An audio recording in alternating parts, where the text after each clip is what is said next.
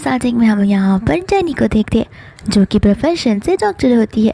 And यहाँ पर वो एक हॉस्पिटल रूम के बाहर खड़ी हुई थी जिस रूम के अंदर उसका हस्बैंड जी और उसका बेटा एबी मियाँ के साथ में होते हैं। यहाँ पर एबी मियाँ की तारीफ़ किया जा रहा था और इस फोटोग्राफ की भी जो उनकी बहुत प्यारी निकली थी। कह रहा था कि इस फोटोग्राफ को मैं घर पर रखना चाहता हूँ। तो फिर मैं यहाँ पर जी से कहने लग जाती है कि अगर ऐसा हुआ तो फिर जेनी यहाँ पर बुरा मान जाएगी। सी कहने लग जाता है कि अब इसका हम क्या ही कर सकते हैं, मैंने हाउसकीपर को ऑलरेडी कह दिया और वो इस फोटो को मेरी वेडिंग फोटो के साथ अलग कर देगी। ये सारी बातें जेनी सुन रही होती है एंड बाद में यहाँ पर से पास से जाने वाली नर्स भी सी और मियाँ की लवेबल लाइफ के बारे में बात करती है। दूसरा यहाँ पर एबी मियाँ से कह रहा होता है कि आप तो कितनी ज़्यादा अच्छी हो, मेरी मम्मा हमेशा मुझे पढ़ाई करने के लिए बोलती है, लेकिन आप तो यहाँ पर मुझे कितने अच्छे फूड्स और ड्रिंक्स भी देती हो। मियाँ यहाँ पर जी से कहती है कि ज़रा कुछ एबी को समझाओ, अगर ये बात जाकर उसने जेनी के सामने कह दी तो उसे अच्छा बिल्कुल नहीं लगेगा। जी यहाँ पर कहने लग जाता है कि देखो वो बच्चा है, वो तो बस अपने दिल की बात कह रहा है, मैं आखिर उसकी बातों को कैसे कंट्रोल कर सकता हूँ। फिर बाद में यहाँ पर जेनी अंदर की ओर आ जाती है जिसे देखकर जी पूछने लग जाता है कि तुम अब यहाँ पर क्या करी हो। तो फिर जेनी उसे बताती है कि मैं यहाँ पर मियाँ का चेकअप करने के लिए हूँ, लेकिन जी यहाँ पर उसे मना कर देता है। कहता है कि देखो प्रोफेशनल और पर्सनल लाइफ तुम्हारे लिए मिलाकर बहुत ज़्यादा टायरिंग होगा, तो बेटर होगा अगर तुम ये जॉब छोड़कर घर जाकर एबी के लिए कुछ खाना पकाओगी। तो एंड यहाँ पर जेनी की जो नज़र होती है वो एबी के ड्रिंक पर चली जाती है। तो फिर यहाँ पर वो उसे वो ड्रिंक पीने से मना करती है, लेकिन एबी यहाँ पर उसकी बातों को सुनता ही नहीं है। यहाँ पर जेनी उसे इसलिए मना कर रही होती है क्योंकि वो ड्रिंक मिल्क से बना होता है और एबी लैक्टोज इंटॉलरेंस होता है इस वजह से। इतने में यहाँ पर उसकी नज़र उस फोटो पर चली जाती है जहाँ पर मियाँ कहने लगती है कि जाने भी तो इस फोटो को, ये तो एक नॉर्मल रैंडम फोटो है। एबी भी उस फोटो को तुरंत उठा ही लेता है जहाँ पर जेनी चाहते हुए भी कुछ बोल नहीं पाती एंड यहाँ पर उसका टाइम अप हो जाता है और वो घर की ओर जाने लगती है एंड उन्हें सारे रिपोर्ट्स लेने के लिए कहती है याद से। जाते जाते यहाँ पर जियो से अपनी कार की कीज देते हुए बोलता है कि तुम मेरी कार से जा सकती हो, खुद चला लेना, लेकिन यहाँ पर जेनी उसे उसकी कार की कीज वापस कर देती है। कहते कि नहीं, मैं खुद ब खुद ट्रेन से चली जाऊंगी। एंड जेनी हमें यहाँ पर बताने लग जाती है कि उसकी शादी को इतने साल हो गए हैं, लेकिन वो गुस्सा 3 घंटों से ज़्यादा कभी रह ही नहीं पाई है। उसने हमेशा इन लोगों की बात मानी है और आज वो गुस्सा नहीं है, बल्कि आज उसने अपना डिसीजन फाइनल कर लिया है इतने टाइम के बाद, जहाँ पर उस डिसीजन को बदलने नहीं वाली है। दूसरा यहाँ पर मियाँ जैसे कह रही होती है कि जाओ जाकर उसे बात करना, वो तुमसे रूठ जाएगी, लेकिन जी कहता है कि टेंशन मत लो, कल सुबह तक सब कुछ ठीक हो जाएगा। दूसरा एबी भी यहाँ पर मियाँ से कह रहा होता है कि काश आंटी आप मेरी मम्मा होती तो मुझे बड़ा मज़ा आता। फिर बाद में यहाँ पर नेक्स्ट मॉर्निंग आ जाती है जहाँ पर स्टाफ उसे ब्रेकफास्ट सर्व करती है एंड जैसे वो ब्रेकफास्ट का फर्स्ट बाइट लेता है वो पूरा ब्रेकफास्ट बाहर निकाल देता है। गुस्सा करने लगता है, कहता है कि एग्स तुमने मीडियम रेयर क्यों नहीं बनाए हैं। तो वो स्टाफ यहाँ पर माफ़ी मांगने लगती है, कहते कि अक्सर मैडम आपके लिए ब्रेकफास्ट बना करती थी और मुझे आइडिया नहीं था कि आपको वैसे टाइप के ब्रेकफास्ट पसंद है। मन ही मन यहाँ पर जी सोच रहा होता है कि लगता है ये लड़की अभी तक गुस्सा है, इसके दिल में तो ज़रा सी भी सेंस ऑफ रिस्पॉन्सिबिलिटी है ही नहीं, मुझे कुछ ना कुछ तो करना होगा। साथ ही साथ यहाँ पर ये भी उठता है, कहने लगता है कि मैं स्कूल के लिए लेट हो गया हूँ, मम्मा ने तो मुझे उठाया भी नहीं और रेडी भी नहीं किया। फिर स्टाफ यहाँ पर आकर कहने लग जाती है कि आपकी मम्मा तो जॉब पर चली गई, आपको मुझे बताना चाहिए था, मैं आपको उठा देती। यहाँ पर ये भी खुश हो जाता है कि उसे हैमबर्गर्स खाने मिलेंगे, लेकिन यहाँ पर हैमबर्गर्स के बदले स्टाफ यहाँ पर उसे हैम के सैंडविचेस देती है, जिसका पहला बाइट लेते ही वो उस बाइट को भी बाहर थूक देता है। कहता है कि ये तो कितना गंदा टेस्ट कर रहा है, मुझे मेरी मम्मा के जैसे हैम सैंडविचेस चाहिए। स्टाफ कहते कि देखो हर किसी के हाथों का खाना अलग होता है, अब तुम्हारी मम्मा जैसा बनाती है वैसा तो मुझे सीखना होगा। फिर बाद में यहाँ पर जी एबी को फ़ोन देने लगता है, कहते कि अपनी मम्मा को कॉल करो और अभी के अभी यहाँ पर खाना बनाने के बुलवाओ। लेकिन जैसे ही यहाँ पर वो अपना फ़ोन देखता है, जेनी ने यहाँ पर उसे एक एग्रीमेंट्स भेजे होते जो कि डाइवोर्स के पेपर्स होते, जिसे देखते ही यहाँ पर वो शॉक हो जाता है। फिर बाद में हम यहाँ पर जेनी को देखते हैं जो कि हॉस्पिटल में होती है एंड यहाँ पर एबी के स्कूल से कॉल आ गया था कि आखिर आज एबी स्कूल क्यों नहीं आया है। तो फिर यहाँ पर वो उन्हें बताने लग जाती है कि एबी के डैड के साथ तो उसका डिवोर्स होने वाला है, तो आगे से एबी की कुछ भी बात होगी तो वो लोग सीधा जी से कर लेंगे। अनित मियाँ पर पीछे से जी गुस्से में आ जाता है और यहाँ पर मियाँ आ जाती है उसे मॉरल सपोर्ट देने के लिए, कहते कि जी ज़्यादा इम्पल्सिव मत बनो। ऐसा चेहरा दिखा रही थी कि जैसे वो उनकी बहुत फिक्र करती है। है, लेकिन मनी मनी यहाँ पर वो बड़ी मुस्कुरा रही होती है इस ड्रामे को देखकर, क्योंकि इस चीज़ से तो उसी का फ़ायदा होगा। फिर बाद में जी यहाँ पर उसे कहने लग जाता है कि आखिर रीज़न क्या है तुम्हारा डिवोर्स लेने का, क्या तुम उस फोटोग्राफ की वजह से मुझे डिवोर्स दे रही हो। एंड यहाँ पर जेनी उसे हाँ कह देती है, क्योंकि ढेर सारे रीजंस होते हैं बोलने के लिए, लेकिन वो बोलकर क्या ही फ़ायदा है जब जेनी को यहाँ पर सॉर्ट नहीं बल्कि एंड करनी है चीज़ें। जी यहाँ पर उसे कहने लग जाता है कि तुम तो कुछ ज़्यादा ही बच्ची निकली हो, तुम इतनी मैच्योर हो सकती हो मुझे बिलीव नहीं था, तुम कम से कम यहाँ पर एबी के बारे में तो सोचो। फिर बाद में यहाँ पर जेनी उससे बात करने जाती है, लेकिन एबी यहाँ पर उसका हाथ हटा देता है, कहता है कि तुम मेरे से दूर जाओ, मुझे तुम चाहिए ही नहीं, मैं अपने डैडी के साथ रहना चाहता हूँ। एंड यहाँ पर वो इस चीज़ को लेकर भी तैयार हो जाती है, कहते कि हाँ तुम अपने डैडी और अपनी आंटी या फ्यूचर मॉम मिया के साथ भी रह सकते हो, तुम्हारी फैमिली एक परफेक्ट फैमिली होगी, और ऐसे भी मैं तुम्हारी कस्टडी के लिए यहाँ पर फाइट करने वाली बिल्कुल भी नहीं हूँ। फिर बाद में यहाँ पर जी हंसने लग जाता है, कहता है कि तुम पक्का श्योर हो, क्योंकि एक बार हमारा डिवोर्स हो गया तो फिर तुम्हें मिसेस लू का टैग नहीं मिल पाएगा। यहाँ पर जेनी बोलने लग जाती है कि मिसेस लू का टैग मिलने से तो अच्छा ही है कि मैं ऐसी नॉर्मल ज़िंदगी जीऊँ। तो फिर उसे गुस्सा आ जाता है, जहाँ पर वो जेनी का गला पकड़ लेता है। एंड मिया यहाँ पर उसे ऐसा करने से मना करती है, जहाँ पर जी उसे गुस्से में बोलने लग जाता है कि तुम बाद में रिग्रेट करने वाली हो। लेकिन यहाँ पर जेनी उसे साफ साफ कह देती है कि रिग्रेट तो तुम करोगे ना कि मैंने अपना फाइनल डिसीजन बना लिया है। और यहाँ पर जी उसे धक्का दे देता है, जहाँ पर मिया तो बड़ी खुश हो जाती है। एंड वो तीनों वहाँ से चले जाते हैं। जहाँ पर हम जेनी के हाथ को देखते हैं तो उसका हाथ एक पिन से लग जाता है, जिस वजह से उसमें से तो खून भी आ रहा था। एंड यहाँ पर जेनी हमें बताने लग जाती है कि ये सारी चीज़ें 3 साल के पहले से ही चल रही है, कोई एक लिमिट तक की चीज़ों को क्रॉस कर सकता है। एंड यहाँ पर तो पूरी की पूरी चीज़ें बदल ही चुकी है, तो फिर यहाँ पर इनके साथ में रहकर कुछ मतलब भी नहीं है। बाद में दूसरा हम यहाँ पर देखते हैं लिटिल मास्टर डैनियल को, जो कि यहाँ पर मिस्टर किम से कह रहा होता है कि मुझे एक आंटी ढूंढ कर दो, वरना मैं तुम्हारे साथ नहीं जाने वाला। एंड यहाँ पर जैसे ही वो भाग रहा होता है, अचानक से वो चक्कर आकर बेहोश हो जाता है। जहाँ पर गात उसके पीछे भागते, किम भी उसके पीछे आने वाला था, लेकिन इतने में वहाँ पर जेनी आ जाती है, जो कि उसे चेक करती है और उसे CPR देकर उठा देती है। एंड जब यहाँ पर वो उसे CPR दे रही होती है, इस चीज़ को देखकर मिस्टर किम को अपनी पास की बातें याद आती है, जब यहाँ पर वो घायल होते हुए हॉस्पिटल में आए थे। एंड तब यहाँ पर किसी ने तो उसे CPR दिया हुआ था, बट उस लड़की का शक्ल पूरी तरीके से ब्लर था, तो उसे ढंग से याद नहीं है। फिर बाद में यहाँ पर वो आ जाता है और जेनी को थैंक यू बोलता है। जेनी कहते कि तुम इसके फादर हो, तुम्हें इसका ध्यान रखना चाहिए। तब किम बोलता है कि मैं इसका फादर नहीं हूँ, ये मेरा नेफ्यू है। यहाँ पर डैनियल कह रहा होता है कि आपका एक एंजल हो जिसने मेरी जान बचाई। जेनी यहाँ पर डैनियल को कहने लग जाती है कि कुछ दिनों बाद हॉस्पिटल ज़रूर विजिट करना एंड फुल बॉडी चेकअप ले लेना। इतना कहकर वो जाने लगती है, जहाँ पर मिस्टर किम उसे रोकते हैं एंड उसे 1 मिलियन का रिवॉर्ड देते हैं। जेनी यहाँ पर शॉक हो जाती है। किम कहता है कि माफ़ कर देना, माना कि 1 मिलियन कम है, लेकिन फ़िलहाल मेरे पास इस कार्ड में इतने ही पैसे हैं। एंड जेनी यहाँ पर उसे लेने से मना कर देती है। किम कहता है कि रिवॉर्ड भी है, लेकिन साथ साथ मैं चाहता हूँ कि तुम घर आकर यहाँ पर डैनियल का ध्यान रखो। एंड ये सीन फिलहाल के लिए यहीं पर खत्म हो जाता है। दूसरा यहाँ पर जेनी चली जाती है अपना डिवोर्स पेपर को पूरा का पूरा फाइल करने के लिए। एंड यहाँ पर जी भी आया होता है मिया के साथ में, साथ साथ यहाँ पर जियो से लास्ट वार्निंग देता है, लेकिन जेनी यहाँ पर बिना सोचे समझे सिग्नेचर कर देती है। साथ साथ यहाँ पर जेनी को एलिमनी में 20 मिलियन में मिलते हैं, जिससे वो बहुत खुश थी, क्योंकि अगर वो लाइफ टाइम वर्क करेगी भी तो भी 6 साल तक वो 20 मिलियन नहीं जमा कर पाएगी। फिर बाद में यहाँ पर उनकी फाइलिंग स्टार्ट हो जाती है, जहाँ पर स्टाफ उसे कहने लग जाते हैं कि आप लोगों के पास 30 दिनों का और वक्त है, और 30 दिनों के बाद आपके सर्टिफिकेट्स आ जाएंगे, जिसे आप लेने के लिए आ सकते हो, वरना बीच में भी टाइम है जहाँ पर आप अपने इस प्रोसेस को रोक सकते हो। फिर बाद में यहाँ पर मियाँ बोलने लग जाती है कि चलो अच्छी बात है, कम से कम तुम सभी के पास 30 दिनों का तो टाइम है। लेकिन यहाँ पर ये भी आगे चला जाता है और तो यहाँ पर वो जेनी को धक्का देता है, कहता है कि ज़रूरत नहीं है वापस घर आने की, मैं आपके बिना ही बहुत ज़्यादा खुश हूँ, मैं तो आपकी फ़ोटोज़ भी घर से करा दूँगा, मुझे तो आप बिल्कुल पसंद नहीं हो। एंड यहाँ पर वो मियाँ और जी का हाथ एक साथ थमा देता है, कहता है कि हम तीनों बड़े मज़े से घर पर जाएंगे। फिर बाद में यहाँ पर जेनी बोलती कि ठीक है, अपनी लाइफ को एंजॉय करना। इतना कहकर वहाँ से वो चली जाती है। मियाँ यहाँ पर जी से कहने लग जाती है कि क्या तुम मुझे चेज़ नहीं करोगे। जी कहता है कि मैं इसे चेज़ करूँगा, खुश तो इसी होना चाहिए कि इसने लू फैमिली में मेरे साथ शादी की थी, देखना खुद 2-3 दिनों बाद आएगी नींद डाउन करके मुझसे माफ़ी मांगने के लिए, ये कहने के लिए कि अभी भी पॉज का टाइम है जहाँ पर हम डिवोर्स में पॉज ले सकते हैं, तब मैं इसे बताऊँगा। मियाँ यहाँ पर तो कुछ ज़्यादा ही खुश हो जाती है।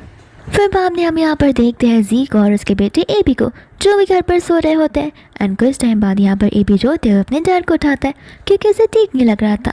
फिर बाद में यहाँ पर वो जेनी को कॉल लगाता है, लेकिन यहाँ पर जेनी का फ़ोन तो बंद आ रहा था और ऐसा लग रहा था कि जैसे जेनी ने तो जी को ब्लॉक ही कर दिया हो। फिर बाद में यहाँ पर वो स्टाफ को बुलाता है और मेडिसिन बॉक्स दूसने के लिए कहता है। स्टाफ कहने लग जाती है कि ये सारी चीज़ें तो मैडम को पता होती है। जी कहते हैं कि अब उसे मैडम बुलाने की ज़रूरत नहीं है एंड खुद यहाँ पर वो मेडिसिन बॉक्स को ढूंढने लग जाता है। दूसरा हम यहाँ पर देखते हैं जेनी को, जो कि यहाँ पर अपने क्लोसेट को देख रही होती है और तो यहाँ पर उसे समझ आ रहा था कि ये इंसान कुछ ज़्यादा ही रिच है, यानी कि मिस्टर किम। इतने में मिस्टर किम आते हैं, जहाँ पर उसकी तकरार किम से हो जाती है। तो फिर वो तो बस यहाँ पर पानी का बोतल ही ढूंढ रही थी एंड किम यहाँ पर लाइट्स को ऑन करता है। फिर बाद में यहाँ पर वो नोटिस करती है कि मिस्टर किम का हेड जो है बहुत तेज़ी से पेन कर रहा है, तो वो उसे चेक करने लगती है और उसे समझ आता है कि किम को तो स्लीपिंग डिसऑर्डर्स है। फिर बाद में यहाँ पर वो उस पर ट्रस्ट करने के लिए कहती है, लेकिन किम उसे ना कह देता है। बट जब वो जाने लगती है तो फिर वो उसे एक मौका देता है, जहाँ पर वो उसके लिए एक सेंट लेकर आ जाती है एंड कहती है कि इसे अपने रूम में रखना, तो मैं तुरंत ही नींद आ जाएगी। इतना बोलकर वो चली जाती है, जहाँ पर किम का असिस्टेंट में सोचने पड़ जाता है कि आज तक तो मेरे बॉस ने किसी पर ट्रस्ट नहीं किया, लेकिन वो इस लेडी पर कितना ईजिली ट्रस्ट कर पा रहे हैं। फिर यहाँ पर नेक्स्ट मॉर्निंग हो जाती है, जहाँ पर उनका असिस्टेंट डैनियल को पूछ रहा होता है कि आखिर तुम्हारे अंकल कहाँ पर है। असिस्टेंट को तो यहाँ पर लग रहा होता है कि शायद से वो बीमार पड़ गया होगा, लेकिन इतने में ही वो उठ कर आता है, जहाँ पर उन्हें समझ जाता है कि आज तो मिस्टर किम को बड़ी अच्छी की नींद आई है। दूसरा यहाँ पर डैनियल जो होता है अपने अंकल से कहने लग जाता है कि खबरदार, अगर आपने मेरी आंटी को बुली करने की कोशिश की तो वो मेरी है एंड मैं उन्हें प्रोटेक्ट करके रहूँगा। इतने में वहाँ पर उसकी आंटी जेनी आ जाती है, तो फिर वो उसके पास चला जाता है उसके साथ स्कूल में चलने के लिए। कहता है कि मेरा स्कूल में आज एनुअल फंक्शन है, जहाँ पर मुझे मेरे पेरेंट्स के साथ में डांस करना है, लेकिन फ़िलहाल मेरे पास कोई नहीं है, तो मैंने सोचा कि क्यों ना मैं आपको लेकर चलूँ। एंड जेनी यहाँ पर उसके साथ चलने के लिए रेडी हो जाती है एंड यहाँ पर दूसरी ओर एपी भी चले जाता है जी के पास पे, जहाँ पर वो अपने स्कूल के एनुअल फंक्शन के बारे में बताता है। कहता है कि मम्मा को भी ये डेट याद है, तो फिर मम्मा भी वहाँ पर आने वाली है। तो फिर यहाँ पर जी और तो और ए भी वहाँ पर पहुँच जाते हैं, जहाँ पर जी सोच रहा था कि देखना आज तो वो आने वाली है एंड धीरे धीरे कर उसका गुस्सा पूरा दूर हो जाएगा। फिर बाद में यहाँ पर मियाँ भी आ जाती है। कहते हैं कि तुमने मुझे इनवाइट नहीं किया, लेकिन मुझे ये डेट अच्छे से याद है। जी यहाँ पर मियाँ को वापस जाने के लिए कहता है, क्योंकि यहाँ पर जेनी आने वाली थी। मियाँ को यहाँ पर गुस्सा आने लगता है, लेकिन फिर यहाँ पर मियाँ का ध्यान चली जाता है जेनी पे, जो कि एक बच्चे के साथ होती है और उन दोनों ने एक क्लाउन के जैसा ड्रेस पहना होता है। फिर बाद में यहाँ पर वो लोग उसे कहने लग जाते हैं कि आखिर तुम यहाँ पर क्लाउन के ड्रेस में क्या कर रही हो, और तो ये बहुत एम्बैरेसिंग है। फिर यहाँ पर जी कॉल कर अपने असिस्टेंट को ड्रेसेस मंगवाता है। एबी भी यहाँ पर कहने लग जाता है कि मम्मा आपको तो ब्रेन्स है ही नहीं, अगर हम अंदर ऐसे जाएंगे तो फिर सभी लोग हमारा मजाक उड़ाएंगे, आप हमेशा ऐसे ही करती रह जाती हो। तो फिर यहाँ पर जेनी कहने लग जाती है कि मैं यहाँ पर तुम्हारे लिए तो बिल्कुल नहीं आई हूँ, और ना ही जी मैं तुम्हारे लिए आई हूँ। जी कहते हैं कि अब बस भी करो, तुम यहाँ पर इसलिए आई हो ताकि तुम मेरे साथ बात कर सको और चीज़ों को सॉर्ट कर सको। लेकिन यहाँ पर डैनियल कहता है कि मैंने अपनी आंटी को यहाँ पर इनवाइट किया है। फिर बाद में यहाँ पर जी उसके ड्रेस को देखकर कहने लग जाता है कि देखा मुझे छोड़ने का नतीजा क्या हुआ, तुम यहाँ पर कितने फियर से कपड़े पहन हो, मेरे साथ रहती तो ये सब करना ही नहीं पड़ता। तो फिर यहाँ पर से वो जाने लग जाती है। जी कहते हैं कि देखो मैं तुम्हें माफ़ करने के लिए रेडी हूँ, ऐसे भी तुम्हारी गलती थी और यहाँ पर तुम्हें इस बच्चे को लाने की ज़रूरत नहीं थी। तो फिर जेनी उसे याद दिलाती है कि हमारा डिवोर्स ऑलरेडी हो चुका है एंड मैंने पहले ही कह दिया कि मैं यहाँ पर तुम दोनों के लिए बिल्कुल नहीं आई हूँ। मियाँ यहाँ पर जेनी को समझाती है कि देखो जी ये सब तो तुम्हारे लिए कर रहा है, तुम्हें जी के ऊपर से गुस्सा नहीं होना चाहिए। लेकिन यहाँ पर जेनी उन्हें इग्नोर करके जाने लगती है, जहाँ पर जी वापस से उसे रोकता है। कहता है कि देखो अगर अपॉर्चुनिटी मिलती है तो उसे सीज करनी चाहिए। एबी भी कहता है कि हाँ आपके पास आखिरी मौका था मेरी मम्मा बनने का, जो कि आपने खो दिया। फिर बाद में यहाँ पर उसे ज़बरदस्ती उस ड्रेस को निकालने के लिए कहता है, यानी कि क्लाउन वाले आउटफिट को, और उसे नील कर माफ़ी मांगने के लिए कहता है। डैनियल भी यहाँ पर चिल्ला रहा होता है एंड इतने में यहाँ पर ढेर सारे गार्ड्स आ जाते हैं और ढेर सारी लग्जरियस गाड़ियाँ, जिसमें से हमारे मिस्टर किम बाहर निकलते हैं। मिस्टर किम को देखते ही यहाँ पर मियाँ तो शॉक हो जाती है, क्योंकि मिस्टर किम को यहाँ पर बिजनेस का डेविल बुलाया जाता है, जिसके हाथों में यहाँ पर किसी इंसान की ज़िंदगी रहती है। फिर बाद में यहाँ पर जी जो होता है उसे वो ड्रेस देने लग जाता है, लेकिन यहाँ पर मिस्टर किम उस ड्रेस को हटा देता है। कहता है कि तो बहुत लो क्वालिटी का ड्रेस है, जो कि यहाँ पर जेनी डिज़र्व ही नहीं करती, वो इससे ज़्यादा डिज़र्व करती है। एंड यहाँ पर हम ढेर सारे लग्जरियस ड्रेस और ढेर सारी लग्जरियस ज्वेलरीज को देखते हैं, जो कि यहाँ पर किम के मिनटों में ऑर्डर देने पर आई। फिर बाद में यहाँ से वो लोग जाने लगते हैं एंड जी कहते हैं कि देखो ज़्यादा मजाक करने की ज़रूरत नहीं है, अभी मेरे साथ चलो। जेनी कहते हैं कि वापस याद दिलाती हूँ हमारा डिवोर्स हो चुका है और मैं यहाँ पर तुम्हारे लिए तो बिल्कुल नहीं आई हूँ। फिर बाद में यहाँ से वो लोग जाने लगते।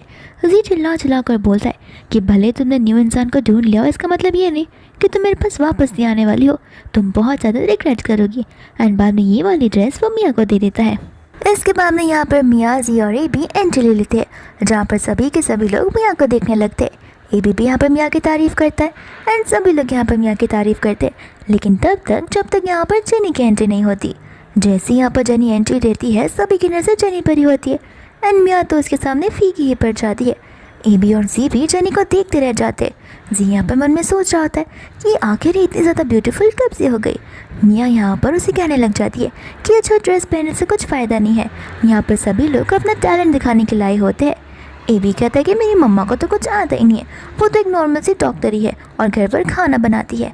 इतने में यहाँ पर होस्ट लू फैमिली को बुलाती है अपना टैलेंट दिखाने के लिए, जहाँ पर मिया सॉन्ग गाने के लिए चली जाती है। फिर उसके परफॉर्मेंस के बाद यहाँ पर किम की फैमिली का परफॉर्मेंस होता है, जहाँ पर वो लोग स्टेज पे चले जाते हैं एंड यहाँ पर जी उसे कहता है कि देखो स्टेज से उतर जाओ, खुद को एम्बैरेस फील मत करवाओ। लेकिन यहाँ पर जेनी उसकी बातों को सुनती नहीं है एंड यहाँ पर डैनियल और जेनी मिलकर उन सभी लोगों को मैजिक शो बताने लगते, जहाँ पर बच्चों को तो बहुत मज़ा आता है। फिर बाद में यहाँ पर सभी के सभी बच्चे सिर्फ और सिर्फ डैनियल की आंटी यानी कि जेनी के साथ में इंटरेक्ट कर रहे थे एंड यहाँ पर उन्हें जेनी बहुत पसंद आती है। सभी लोग यहाँ पर डैनियल को कहने लगते हैं कि तुम्हारी मम्मा तो बहुत अच्छी है, हमें तुम्हारे घर पर आना है। ये चीज़ को सुनते हुए एबी जेलस फील करने लगता है एंड चला जाता है, कहता है कि ये उसकी मम्मा नहीं है, ये मेरी मम्मा है। सभी लोग यहाँ पर उसे कहने लग जाते हैं कि झूठ बोलना बंद करो, तुम तो पहले हमारे टॉयज़ को लेकर झूठ बोलते थे, अब यहाँ पर तुम मम्मा को लेकर झूठ बोल रहे हो। तो फिर वो सभी को बताने लग जाता है कि जेनी ये मेरी मम्मा है, ये तो बस मेरी एक आंटी ही है। सभी लोग यहाँ पर बात करने लग जाते कि आखिर यहाँ पर चल क्या रहा है और ये औरत एबी की मम्मा बनकर कैसे आ सकती है। फिर बाद में यहाँ पर एबी अपनी मम्मा को खींचे लगता है, कहते कि सबके सामने जस्टिफाई करो ना कि आप ही मेरी मम्मा हो। बाद में यहाँ पर मिया आ जाती है एबी के पास में और यहाँ पर वो सारा का सारा ब्लेम जेनी पर डाल देती है, कहते कि तुम इतनी क्रूअल इंसान कैसे हो सकती हो, तुमने यहाँ पर मेरे हस्बैंड को भी सेड्यूस किया, अब यहाँ पर तुम मेरे बच्चे को भी मुझसे छीन रही हो। फिर यहाँ पर जेनी हंसते हुए कहती है कि तुम तो बड़ी अच्छी हो। यहाँ पर चीज़ों को पलटने के लिए एंड सभी लोग यहाँ पर जेनी को लेकर ही बोलने लग जाते हैं। फिर इतने में यहाँ पर आ जाते हैं मिस किम और तो और जी, जहाँ पर जी पूछने लग जाता है कि आगे चल क्या रहा है। तो फिर यहाँ पर मिया जेनी से कहने लग जाती है कि तुम कितनी क्रूअल इंसान हो, तुम यहाँ पर अपने बच्चे को भी रिकग्नाइज करने के लिए रेडी नहीं हो। एबी यहाँ पर कहता है कि मम्मा मुझे आप चाहिए। तो फिर यहाँ पर जेनी एबी से कहती है कि ठीक है, तो फिर तुम्हें मेरे साथ चलना होगा।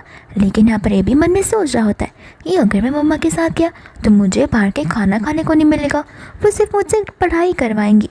एंड यहाँ पर मिया भी कुछ कम नहीं होती, वो एबी को पहला फुसला रही होती है कि देखो तुम्हें गेम्स खेलने है ना तो तुम्हें मेरे साथ आना होगा।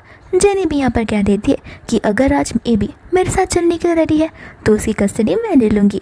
जी भी यहाँ पर उस पर चिल्लाने लगता है कि आखिर तुम अपने बच्चे के साथ ऐसे कैसे कर सकती हो। जेनी कहने लग जाती है कि मैं तुम्हारे जैसी पागल इंसान तो कम से कम नहीं हूँ जो यहाँ पर किसी और के ऊपर ब्लेम डालते हैं। फिर बाद में यहाँ पर जियो से लेकर उल्टा सीधा बोलने लगता है और तो और यहाँ पर मिस्टर किम उसके खिलाफ एक शब्द भी नहीं सुनना चाहता।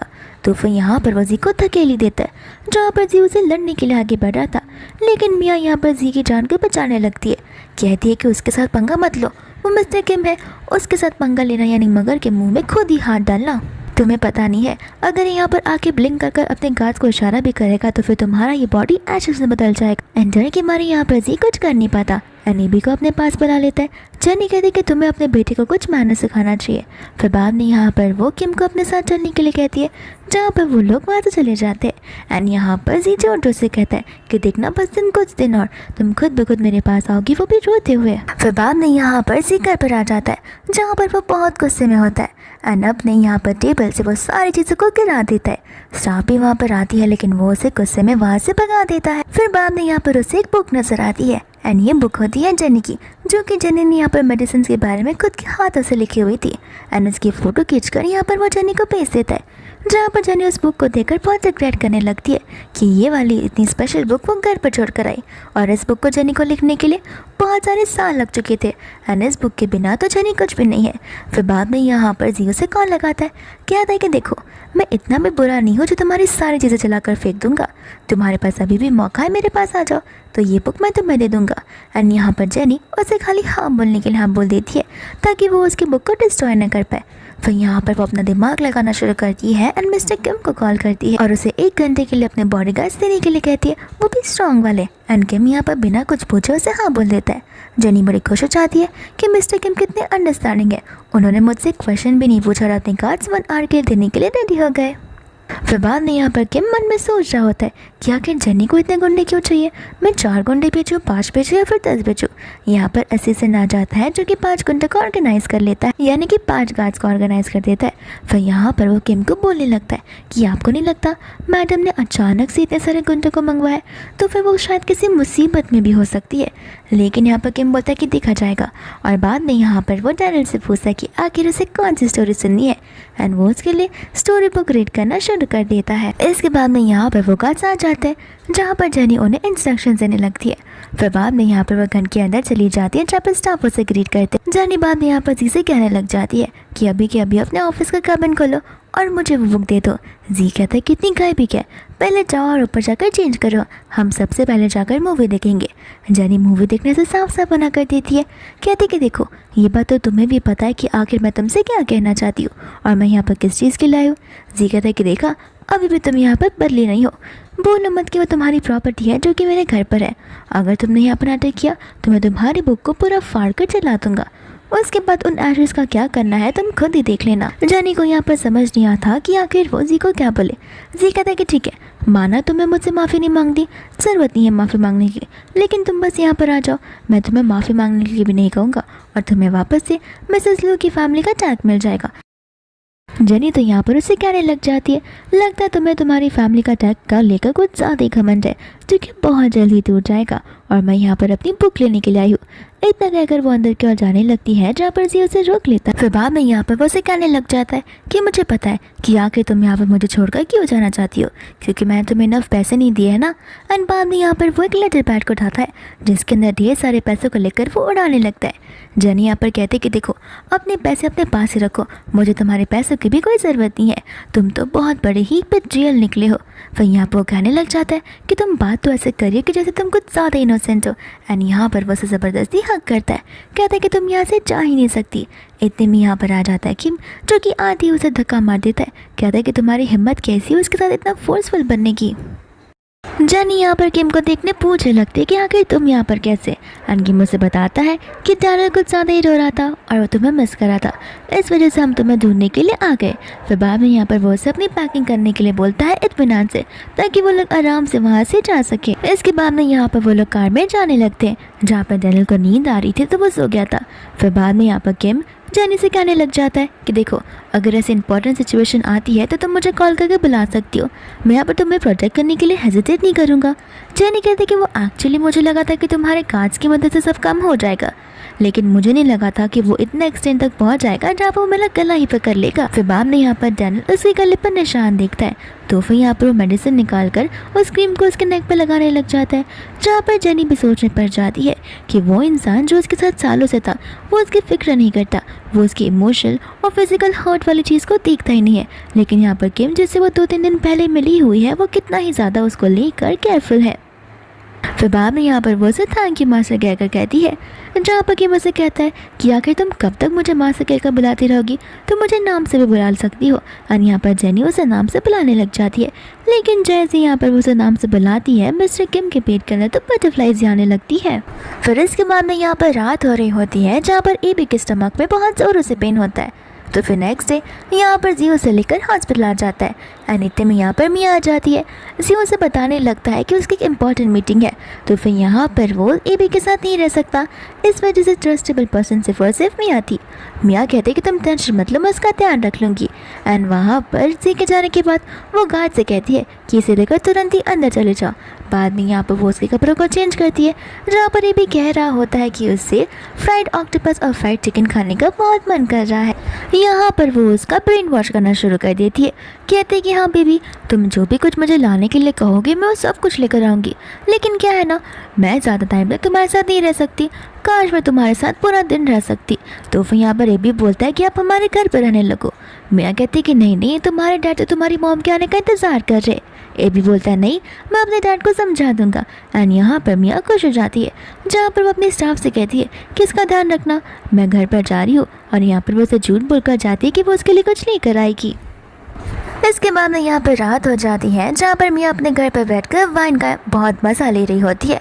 लेकिन इतने में ही उसके असिस्टेंट का कॉल आ जाता है और वो कहने लग जाती है कि यहाँ पर एबी कुछ ज़्यादा चिल्ला रहा है, आप प्लीज़ जल्दी से यहाँ पर आ जाइए। मिया को गुस्सा आ जाता है कि वो रात में चैन से सो भी नहीं सकती। फिर उसे तुरंत ही यहाँ पर हॉस्पिटल में जाना पड़ता है, जहाँ पर वह नर्स को बुलाती है। नर्स यहाँ पर मिया पर ही चिल्लाती है कि ये हमारा काम नहीं है, ये आपके पेरेंट्स का काम है, यानी कि आप माँ हो तो इसे काम आपको करना चाहिए।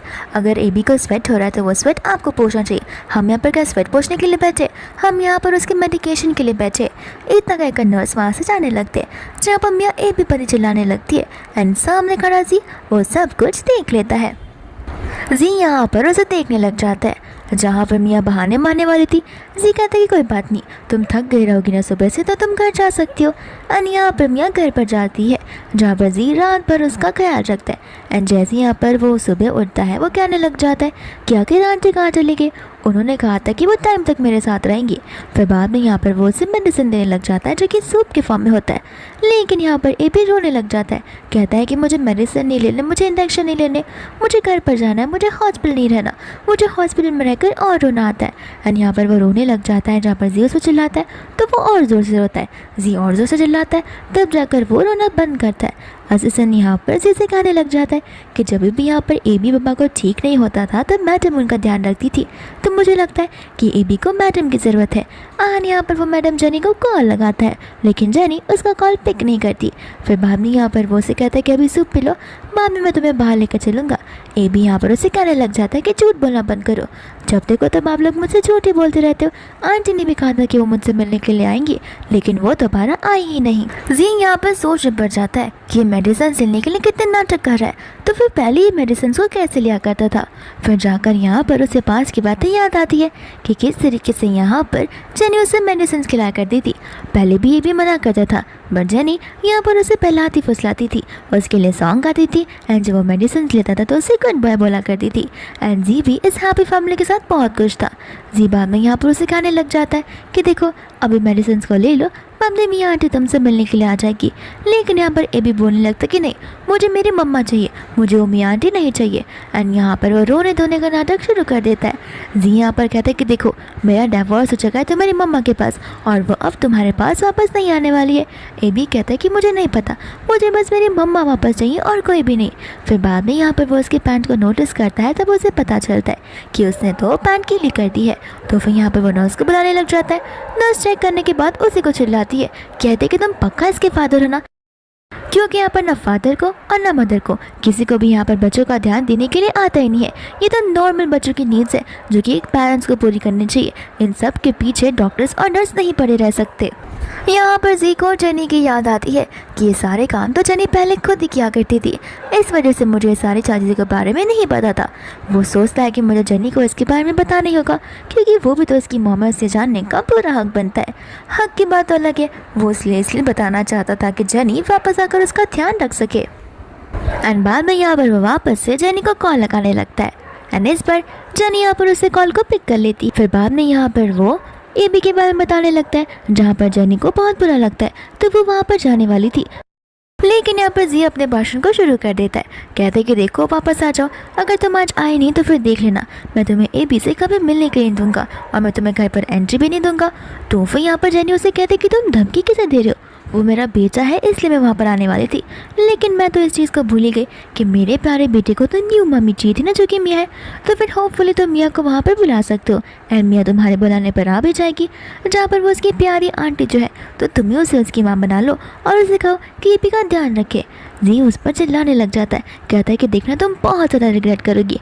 जेनी बोलती कि देखो डिवोर्स की बात तो मैं बहुत पहले से ही सोच रही थी, और हाँ डिवोर्स साइन करते टाइम भी मुझे कुछ रिग्रेट नहीं था, और ना अब मुझे रिग्रेट है और ना फ्यूचर में मुझे रिग्रेट होगा।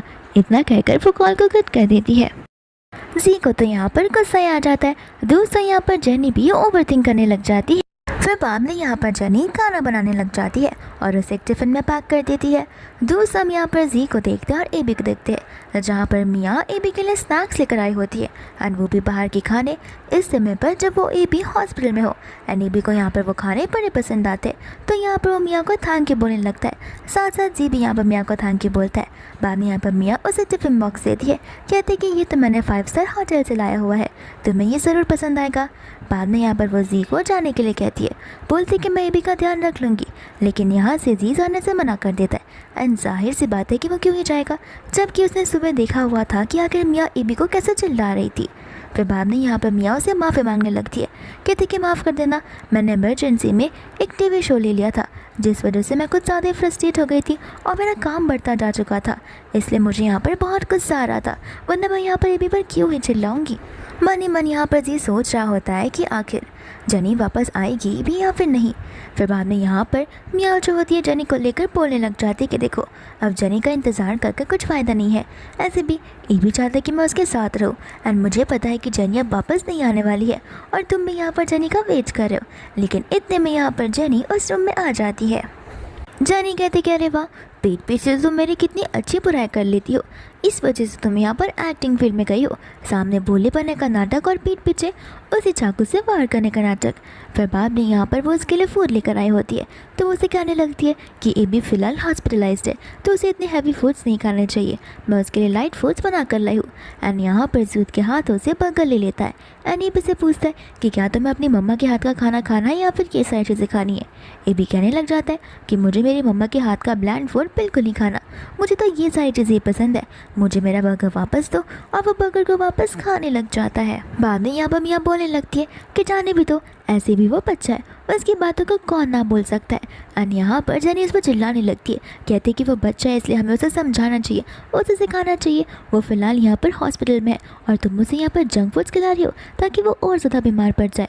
मियाँ यहाँ पर बोलने बनने का नाटक करती है, कैसे कि तुम मुझे ऐसे कैसे चिल्ला सकती हो।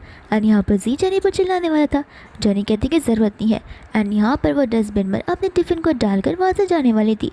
जी कहता है कि तुम्हारे नाटक तो आजकल बढ़ते ही जा रहे, मैं समझ रहा हूँ कि आखिर तुम क्या करना चाहती हो, तुम मुझे रिग्रेट करवाना चाहती हो ना। जनी यहाँ पर कहने लगती है कि अगर कोई और होता ना तो मैं उसके लिए एफर्ट्स डालती, पर तुम्हारे लिए इतने सारे एफर्ट्स कर कुछ मतलब नहीं है, और ऐसे भी मैं यहाँ पर एबी के लिए खाली खाना लेकर आई थी और कुछ भी नहीं, मेरा कोई इरादा नहीं है तुम्हारे घर पर वापस जाने का।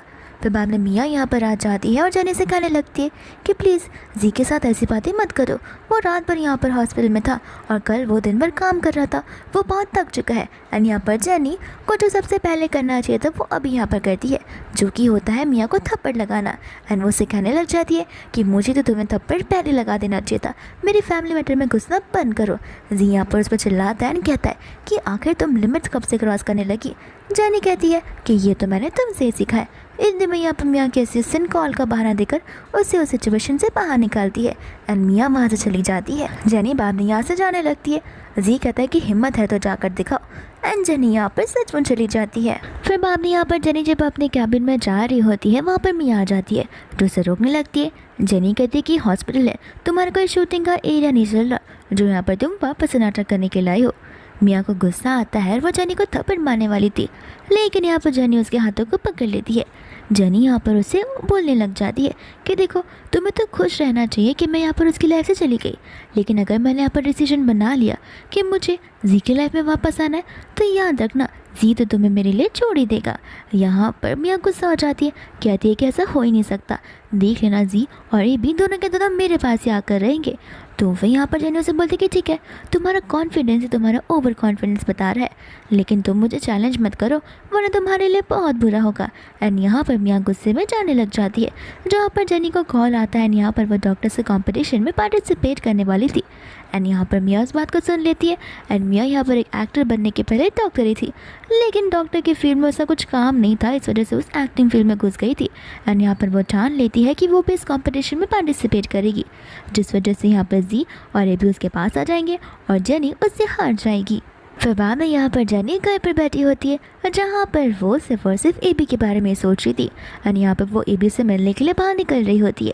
इतने में यहाँ पर किम आ जाता है उसके लिए एक बुक लेकर, और ये बुक बेस्ड होती है एक मदर और एक सन के सेपरेशन पर, जहाँ पर बुक के थोड़े से समझ को पढ़कर वो समझ जाती है कि ये तो बस उनके सेपरेशन का प्रोसेस है, जहाँ पर जेनी को हार नहीं माननी है और अपने डिसीजंस पर टिके रहना है। तो फिर यहाँ पर बस थैंक यू बोलती है, कहते कि तुमने मेरी बहुत मदद की है, तो फिर मैं यहाँ पर तुम्हें मील ट्रीट करना चाहती हूँ। किम कहते कि देखो, as a man, I mean as a gentleman मुझे तुम्हें ट्रीट करना चाहिए, तो कल तुम्हारे वर्क के बाद हम कहीं अच्छी जगह बाहर जा सकते हैं। एंड यहाँ पर जेनी कंसर्ट जाती है। इसके बाद हम यहाँ पर एबी को हॉस्पिटल में देखते हैं, जिसे स्टमक में बहुत ज़ोरों से पेन हो रहा होता है। एंड यहाँ पर चिल्ला कर जी उस हॉस्पिटल के डॉक्टर को बुलाता है। एंड मिया यहाँ पर उस डॉक्टर को लेते हुए आ जाती है, जहाँ पर डॉक्टर एबी का चेकअप करने लगता है। एंड बाद में यहाँ पर वो उसे बताने लगता है कि पेट दर्द तो हो गए, जब बच्चा हॉस्पिटलाइज है तब उसे इतने हैवी फूड्स खिलाने की क्या ही ज़रूरत थी। बाद में यहाँ पर मियाँ से सिखाने लगते कि मैंने ये सब जानबूझकर नहीं किया। जी उसे कह देता है कि मैंने तुम पर कंप्लेंट डाला, और ऐसे भी तुम थक गई रहोगी ना, तो बेटर होगा अगर तुम घर चली जाओगी। तो मियाँ यहाँ पर घर जाने से मना करती है, लेकिन जी यहाँ पर अपने असिस्टेंट को कहता है कि मैडम मियाँ को अपने घर तक अच्छे से छोड़ कर आना। एंड बाद में यहाँ पर असिस्टेंट मियाँ को लेकर चला जाता है। फिर बाद में यहाँ पर डॉक्टर जी से कहते हैं कि उसके टमी पर रब करने के लिए, ताकि सारा का सारा हैवी फूड बाहर एज अ वॉमिट के फॉर्म में निकल आए। एंड यहाँ पर ये भी वॉमिट करने लगता है, जिसे देखकर यहाँ पर उसके खुद के डैड जी को डिस्गस्ट फील होने लगता है। एंड यहाँ पर उसे पास की बात याद आती है, जब भी यहाँ पर एबी बीमार हुआ करता था और वॉमिट किया करता था, तब यहाँ पर बिना डिस्गस्ट फील किए जेनी उसका ध्यान रखा करती थी। फिर बाद में यहाँ पर ये भी रोने लगता है, कहता है कि मुझे मेरी मम्मा चाहिए, मैं उसे बहुत मिस कर रहा हूँ, मैं घर जाऊँगा तो उन्हीं के हाथ का खाना खाऊंगा। यहाँ पर जी मन में सोच रहा होता है कि कल मुझे उसे उस तरीके से बाहर नहीं भगाना चाहिए था, लेकिन क्या फ़र्क पड़ता है, अगर आज मैं एबी का नाम लूँगा तो वो खुद ब खुद वापस आने के लिए रेडी हो जाएगी। तो वो एबी को यहाँ पर आराम करने के लिए रहता है और खुद जेनी को ढूंढने के लिए निकल जाता है। फिर बाद में यहाँ पर जेनी अपनी कार से बाहर निकल रही होती है, जहाँ पर दूर खड़ा जी उसे देख लेता है एंड तुरंत उसके पास जाकर उसे बात करने लगता है, जहाँ पर जेनी चिल्लाने लगती है। जी कहता है कि चिल्ला क्या रही हो, मैं तुम्हारा हस्बैंड हूँ। जेनी बोलती है कि तुम मेरे हस्बैंड नहीं हो, अभी अभी मुझे छोड़ो। जी कहता है कि क्यों, अगर मैं तुम्हें छोड़ दूंगा तो तुम क्या उस किम के पास चली जाओगी। जेनी कहती है कि हाँ, मुझे जहाँ जाना होगा मैं जाऊँगी, और ऐसे भी हमारा डिवोर्स हो चुका है, अभी के अभी मुझे छोड़ो वरना मुझे पुलिस में कंप्लेंट करनी होगी। तो फिर यहाँ पर जी उसे छोड़ देता है एंड वो उसे याद दिलाता है कि अभी तक उनका डिवोर्स सर्टिफिकेट आया नहीं है, उसे आने के लिए अभी भी 10 दिन बचे हुए हैं। तो तब तक यहाँ पर जेनी उसी की वाइफ है। जेनी कहती है कि ऐसा तो कुछ भी नहीं है, अगर यकीन नहीं होता तो हम पुलिस स्टेशन जाकर ये बात को कंफर्म कर सकते। जी कहता है कि तुम दिन ब दिन यहाँ पर और भी बिगड़ती जा रही हो। जेनी कहती है कि हाँ क्या करें, तुम्हारे पास इतने कम पैसे जो है, तुम्हें तो कल कह रहे थे कि मुझे पैसे से प्यार है, तो फिर वो पैसे तो तुम्हारे पास मुझे नजर भी नहीं आते। जी कहता है कि इन सब बातों को छोड़ो, अभी के अभी मेरे साथ हॉस्पिटल चलो, एबी तुमसे मिलना चाहता है। जेनी कहते कि एबी मुझसे मिलना चाहता है, क्या तुम बाप बेटे कल के अपने एटीट्यूड को भूल गए हो, जिस तरीके से तुमने मेरे खाने को चकराया था और इस तरीके से मेरी बुराई की थी। अब जाओ जाकर मियाँ से कहो उसका ध्यान रखने के लिए। ऐसे भी एबी को तुम्हें समझाना चाहिए, एबी को उसे उसकी रियल मॉम मिल जाएगी जो कि इसकी न्यू मॉम होगी, और तो तुम्हें भी एक न्यू वाइफ मिल ही जाएगी, भगवान भरोसे बैठे रहोगे तो।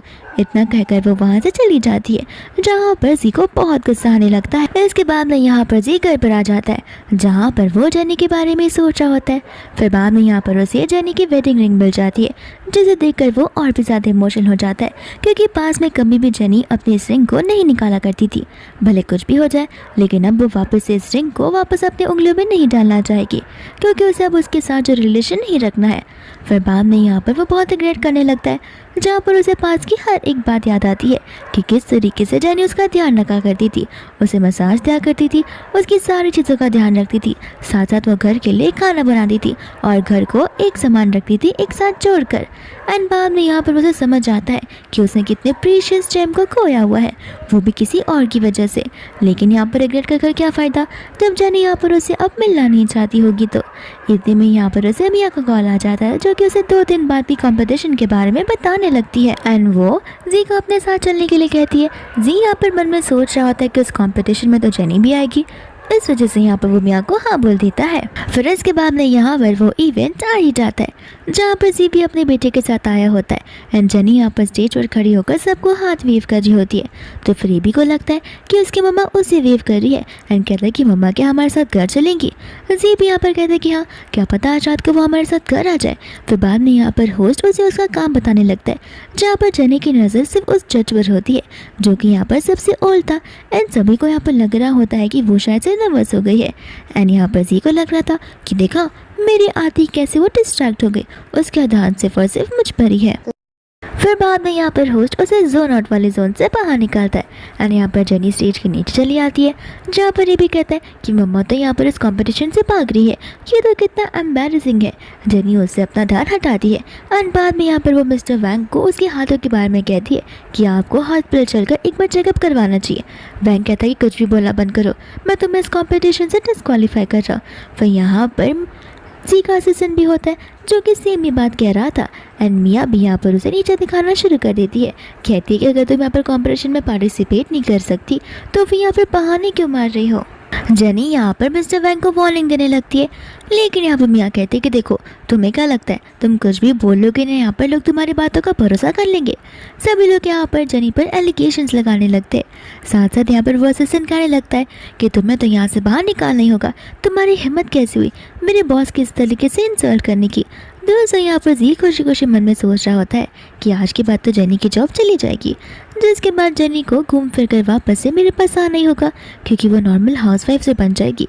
एंड यहाँ पर वो असिस्टेंट गार्ड्स को बुलाता है, जहाँ पर वो गार्ड जेनी को पकड़ लेता है। एंड सभी लोग कहते हैं कि इस लड़की को तो डॉक्टर बनने के लायक ही नहीं छोड़ना चाहिए, और वो लोग उसे वहाँ से ले जाने वाले थे।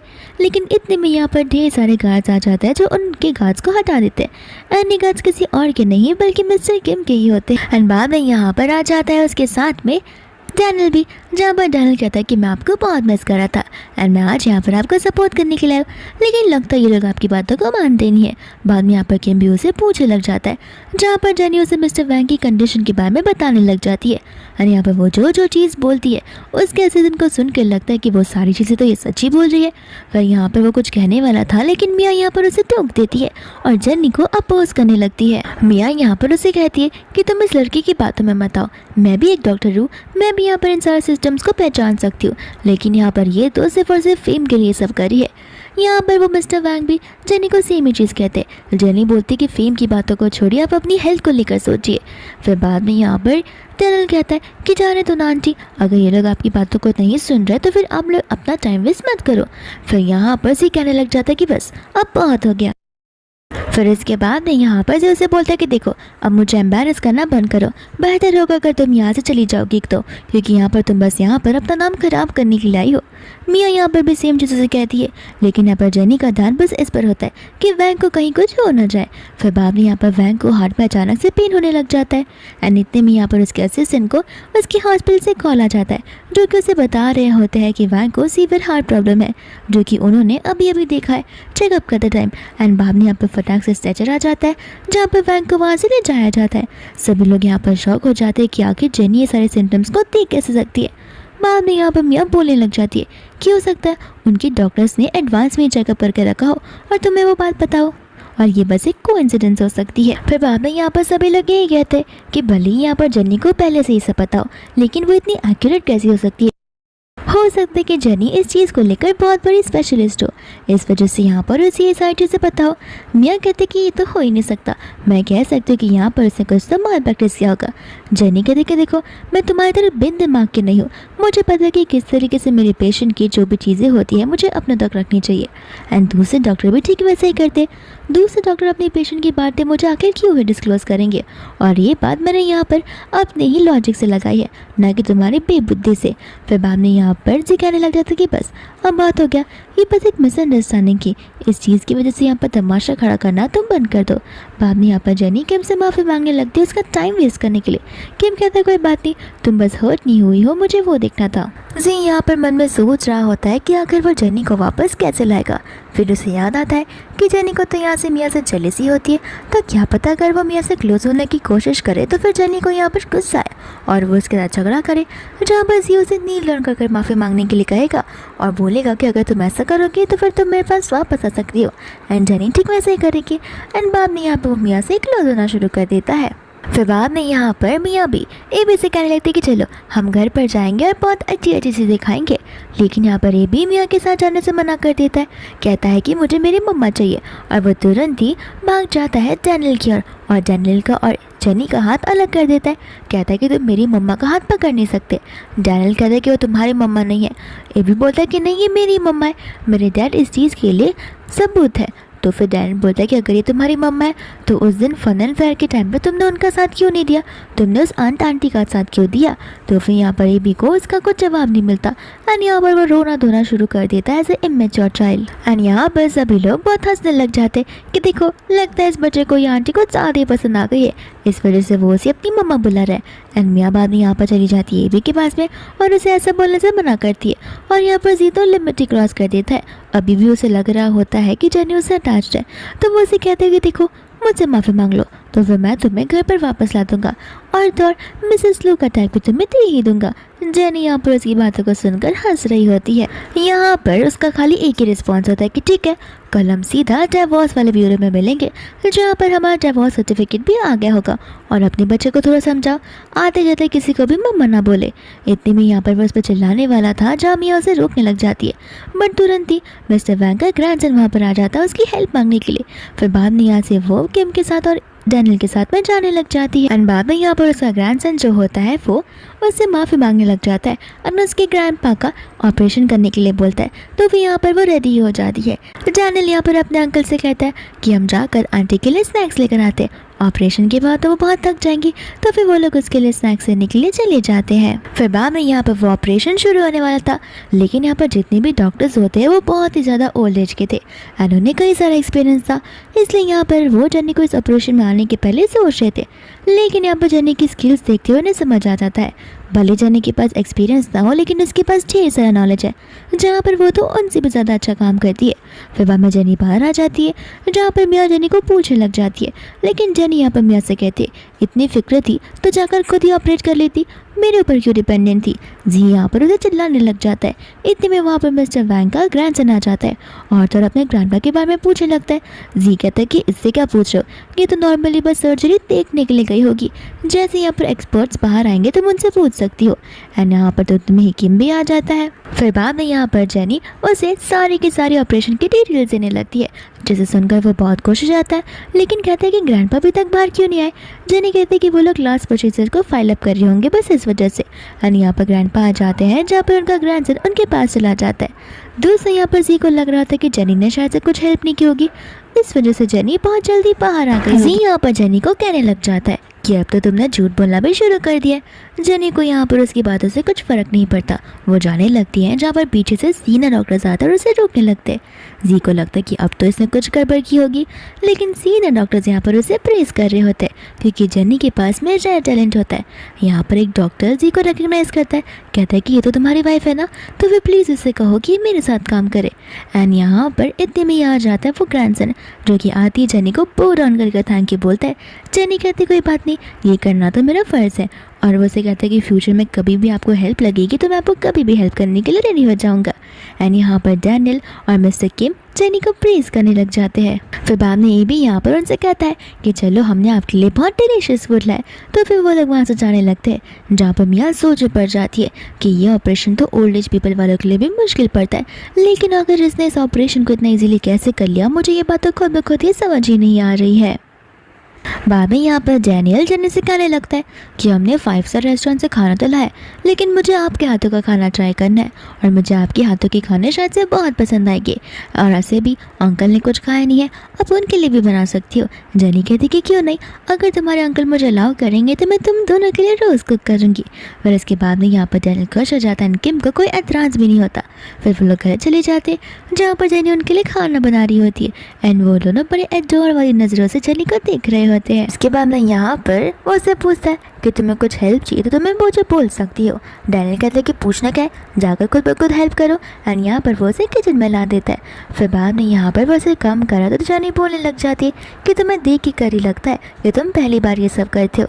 तो फिर किम बोलता है कि नहीं, पहली बार थोड़ी ना कर जाओ, मैं तो हर एक चीज़ में एक्सपर्ट हूँ। जेनी कहती है कि अक्सर बच्चों का ध्यान रखना बहुत मुश्किल होता होगा, ऐसी भी तुम्हारी गर्लफ्रेंड नहीं है। किम कहता है कि हाँ, मुझे पता ही नहीं है कि लड़कियों को इम्प्रेस कैसे किया जाता है। जेनी बाद में यहाँ पर उसे टिप्स देने लग जाती है, लेकिन फिर बोलती है कि टिप्स की तो तुम्हें ज़रूरत है नहीं, तुम्हारे पास पैसा है और साथ ही साथ तुम्हारे पास हैंडसम सा जो फेस है, कोई भी लड़की तुम्हें हाँ बोल देगी। इस बात को सुनकर किम सोच में पड़ जाता है। बाद में यहाँ पर उनका खाना रेडी हो जाता है। फिर उसके बाद में यहाँ पर वो लोग खाना खाने लगते हैं, जहाँ पर डैनियल बोलता है कि आपने मशरूम्स बनाया है। अंकल तो मशरूम्स को खाते नहीं है, लेकिन यहाँ पर उसके अंकल तो मशरूम्स को बड़े मज़े से खा रहे थे। जेनी कहती कि ज़बरदस्ती खाने की ज़रूरत नहीं है। किम कहते कि नहीं, ये ऑलरेडी बहुत टेस्टी है। एंड यहाँ पर वो लोग हैप्पी फैमिली की तरह लंच करने लगते हैं। लंच करने के बाद यहाँ पर डैनियल बोलता है कि आप दोनों ने खाना बनाया और एज अ मैन मैं यहाँ पर डिशेस को वॉश करूँगा। एंड यहाँ पर वो अपने अंकल को इशारे करता है ताकि वो उसकी आंटी के साथ अपने पर्सनली बात कर पाए। फिर बाद में यहाँ पर किम से पूछने लग जाता है कि 2 दिन बाद तुम्हें अपना सर्टिफिकेट लेने जाना है, तो मैं सोचा कि मैं भी तुम्हारे साथ चलूँ। जेनी को रीज़न समझ नहीं आता तो वो उसे क्यों पूछ लेती है। किम उसे समझाता है कि देखो तुम्हारा डिवोर्स वाला सर्टिफिकेट मिलने वाला है, तो मुझे लगता है कि वो कुछ ज़्यादा ही इमोशनल हो जाएगा और वो कहीं कुछ करना दे, इस वजह से बस तुम्हें प्रोटेक्ट करने के लिए मैं चलना चाहता हूँ। एंड जेनी यहाँ पर हाँ बोलकर उसे थैंक यू बोलने लगती है। और यहाँ पर डैनियल को बड़ा अफसोस होता है कि उसने यहाँ पर फ्री टाइम उन्हें कुछ अच्छी बातें करने के लिए की थी, न कि ये सारी। फिर बाद में यहाँ पर वो लोग उस ब्यूरो में पहुँच जाते हैं जहाँ पर मिस्टर किम अपनी कार में ही बैठे हुए होते हैं। इसके बाद में यहाँ पर पेपर्स पे साइन करने का टाइम आ जाता है। एंड जेनी यहाँ पर फियरलेसली साइन करती है। इसे देख कर जी जो है साइन नहीं करता, कहता है कि तुम इतनी श्योर हो क्या जो फटाफट साइन किए जा रही हो, अभी भी मौका है, हम घर जा सकते। तुम्हें पता है ना, सिग्नेचर करने के बाद हमारा यहाँ पर डाइवोर्स हो जाएगा, जहाँ पर हम दोनों का रिलेशन पूरी तरीके से खत्म हो जाएगा। जेनी कहते कि देखो मैं तो सोच लिया, मुझे उस इंसान के साथ रहना ही नहीं जिस पर मैं ट्रस्ट नहीं कर सकती और वो मुझे लेकर लॉयल ना हो। और इनकी आवाज़ को सुनकर वहाँ पर मिस्टर किम आ जाते हैं। बाद में किम यहाँ पर जी को सीधा साइन करने के लिए बोलता है, जहाँ पर जी गुस्से में साइन कर देता है। एंड वो लोग यहाँ पर बाहर निकल जाते हैं, जहाँ पर ये भी बहुत खुश होता है एंड सोचने लग जाता है कि लगता है अब मुझे ही बोलना पड़ेगा, ये दोनों तो एक दूसरे से बोल नहीं पाएंगे। दूसरा यहाँ पर जी बड़े गुस्से में खड़ा था, जहाँ पर मियाँ खुश थी और वो उससे बातें की जा रही थी। जी गुस्से में आकर मियाँ को धक्का दे देता है और वो नीचे गिर जाती है। दूसरा यहाँ पर ए भी आंटी को बोलता है कि अब तो आप सिंगल हो और मेरे अंकल भी सिंगल है, तो फिर क्यों ना आप दोनों यहाँ पर। बाद में यहाँ पर वो मना कर देती है, कहते कि उसके लिए लव होना ज़रूरी है, ज़बरदस्ती यहाँ पर हम कुछ नहीं कर सकते। एंड यहाँ पर फाइनली वो उसे अपनी फीलिंग्स से कन्फेस करता है, कहता है कि मैं तुमसे अभी नहीं मिला हूँ, मैं तुमसे 6 साल पहले मिला हूँ जब तुमने मेरी जान बचाई थी। एंड यहाँ पर वो उस इंसिडेंट के बारे में उसे बताने लग जाता है, जहाँ पर जेनी उसे कहती कि ठीक है हम इस चीज़ को कंसिडरेट कर सकते हैं। एंड यहाँ पर सबसे ज़्यादा खुश डैनियल हो जाता है। फिर इसी सीन के साथ ये मूवी यहीं पर खत्म।